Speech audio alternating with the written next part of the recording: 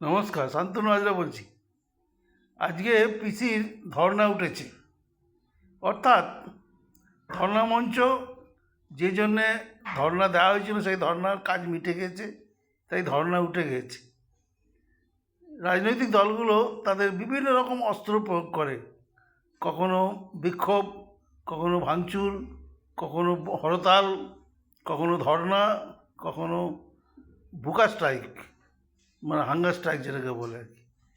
তা সেইভাবে এসআইআর বন্ধের জন্য ধর্না মঞ্চ তৈরি হয়েছিল। তো ধর্না মঞ্চ ধর্না ভেঙে গেছে, আর দরকার নেই, মনে হয় আর দরকার নেই। কারণ যে যেটা ভাবে হয়তো বুঝে গেছে যে ধর্নাতে যে কাজ হতো সেই কাজটা অলরেডি হয়ে গেছে, আশা করি হয়েও গেছে। সেজন্যই ধর্না মঞ্চ তুলে দেওয়া হলো। ধর্না মঞ্চে এখনকার যে আধুনিক যে ব্যবস্থা, নানান ক্যামেরা ফিট করা থাকে তার চারিধারে, তা ধর্না মঞ্চে কে ভ্যানিটি ভ্যানে থাকছে, কে ধর্নার ভিতরে গিয়ে খাওয়া দাওয়া করছে, একদম 5 স্টার ধর্না মঞ্চ। তো সেগুলো সব চারিধারে বেরিয়ে গেছে। মানুষের আর বিশ্বাস নেই, মানুষের আর আস্থা নেই এই ধর্না ফর্নার ওপরে। নতুন করে ভাবতে হবে এই বিষয়ে, সেজন্যই ধর্না মঞ্চ উঠে গেছে। ধন্যবাদ।